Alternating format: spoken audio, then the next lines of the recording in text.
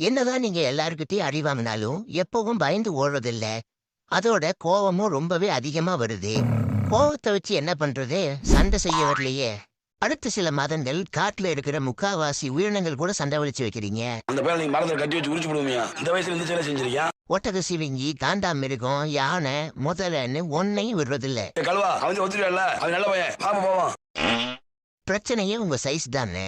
குட்டியா இருக்கிறதால பாக்குறவனுக்கெல்லாம் உங்களை கூப்பிட்டு 2 அப்பா போகணும்னு தோணுது. இது எப்படி இருக்கு? ரெண்டாவது உங்க கோபம். சரி, அவன் தான் குறுன்னு பாக்குறானே, நம்மளாச்சும் அப்படியே ஒரு வணக்கத்தை வச்சுட்டு கிளம்போன்னு இருக்கிறது இல்ல. யார பார்த்தாலும் முறைக்கிறது, அப்புறம் மிதி வாங்குறது. சுருக்கமா சொல்லணும்னா உங்க வாழ்க்கையில எல்லா நாளுமே வழக்கமான ஞாயிற்றுக்கிழமை தான். தினமும் காலையில எழுந்து வேட்டைக்கு போறது, வித்தியாசமா எதையாவது பார்த்தா மணிக்கணக்கா ஆராய்ச்சி பண்றது, 3 வேளை சாப்பிடுறது, 2 பேர் அடிக்கிறது, 4 பேர் விட்டு அடி வாங்குறதுன்னு வாழ்க்கை ஜெகஜோதியா போகுது. இப்போ உங்களுக்கு 2 வயசு ஆகுது. நீங்க இனச்சேர்க்கைக்கு தயாரா இருக்கீங்க. உங்களுக்கான துணையை தேடி காட்டுல பயணிக்கிறீங்க. பெண் ஹனி பேஜர்கள் வாசனை திரவியத்தை மரங்கள்ல தெளிக்கிறது மூலமா மற்ற ஆண் ஹனி பேஜர்களை கவருது. வாசனையை உணர்ந்த நீங்க அந்த இடத்தை நோக்கி போறீங்க. உங்களுக்கு முன்னாடியே அந்த 4 பேர் லைன்ல நிக்கிறாங்க. நீங்க 5ஆவதா போய் அப்ளிகேஷன் ஃபில் பண்ணி கொடுக்குறீங்க. ஹனி பேஜர்கள் இனச்சேர்க்கைக்காக கொடூரமா சண்டை போடக்கூடியது. சில நிமிடங்களை நீடிக்கக்கூடிய இந்த சண்டை உயிரிழப்பு வரைக்கும் கொண்டு போகும். நீங்க 5 பேரும் சண்டை போட தொடங்குறீங்க. சிறிது நேரத்திலேயே மற்ற 4 பேரையும் தோற்கடிச்சு நீங்க வெற்றி அடையிறீங்க. ரொம்ப சந்தோஷப்படாதீங்க, இன்னொரு ஆள் பாக்கி இருக்கு. என்னதான் மற்ற ஆண் ஹனி பேஜர்களை நீங்க தோற்கடிச்சிருந்தாலும் கடைசியா அந்த புள்ள கூடயும் சண்டை போட்டு ஜெயிக்கணும். புரியுது எப்படி ஒரு பொண்ணு மேல கை வைக்கிறது தானே கேக்குறீங்க? அந்த புள்ள பேர் என்னன்னு கேளுங்க. ஜூலி. போடு கூடாத மாமே.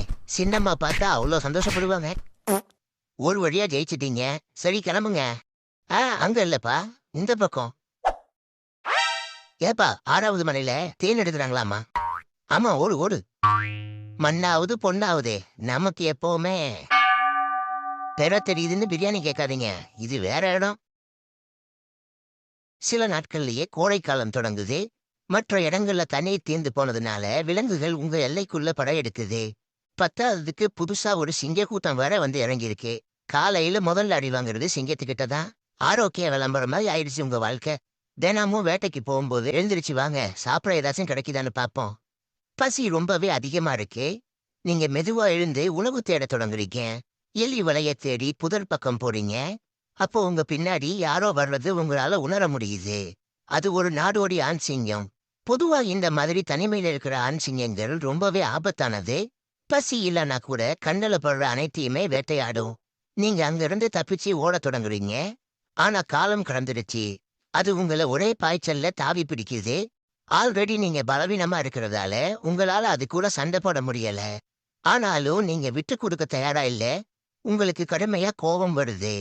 உங்க முழு சக்தியை பயன்படுத்தி அதை திருப்பி தாக்குறீங்க. சிங்கத்தோட கால்கள்ல பலமா கடிக்கிறீங்க. வலி தாங்க முடியாத அந்த சிங்கம் உங்களை திருப்பி தாக்குது. சிங்கத்தோட நகங்கள் உங்க முகத்தை கிழிக்குது. உங்களால தொடர்ந்து சண்டை போட முடியல. அங்க இருந்து தப்பிச்சு ஓட தொடங்குறீங்க. சிங்கத்தோட பிடியிலிருந்து விலக நீங்க கடுமையா முயற்சி செய்றீங்க. ஆனா ஒவ்வொரு தடவை நீங்க தப்பிக்க முயலும் போதும் சிங்கம் உங்களை பலமா கடிக்குது. உங்க உடல் முழு சக்தியை இழக்குது. உங்களால கைகளை கூட அசைக்க முடியல. சிங்கத்தோட பலம் வாய்ந்த தாடை உங்க கழுத்து எலும்புகளை நசுக்குது. உங்களால சுவாசிக்க முடியல. கொஞ்சம் கொஞ்சமா மயங்க தொடங்குறீங்க. இவ்வளோ நாள் சண்டை போடும் போதெல்லாம் எதிரியை வீழ்த்த முடியுமா, தப்பிச்சு ஓடலாமா, நம்மளால ஜெயிக்க முடியுமான்னு பல விஷயங்களை யோசிப்பீங்க. ஆனா இப்போ உங்க மனசுல எந்த சிந்தனையும் இல்ல, எந்த முன்னெச்சரிக்கை யோசனையும் இல்ல. முன்னாடி நிக்கிறது யாருன்னு கூட நீங்க கவலைப்படல. நீ யாரா வேணா இருக்கலாம், எவ்வளவு பெரிய பலசாலியா வேணா இருக்கலாம். ஆனா என் மேல கை வச்சிருக்க கூடாது.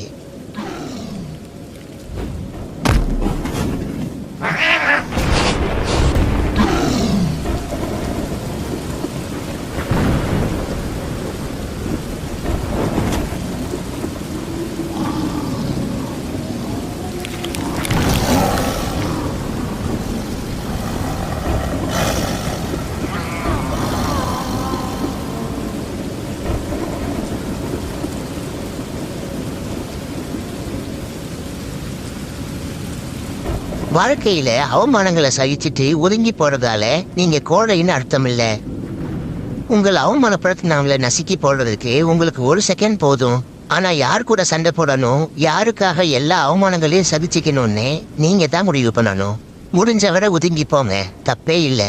ஆனா அவங்கள எதிர்க்கணும்னு நீங்க முடிவு பண்ணிட்டீங்கன்னா அப்புறம் கடவுளால கூட அவங்களை காப்பாற்ற முடியாது. ஏன்னா நீங்க ஒரு ஹனி பேஜர்.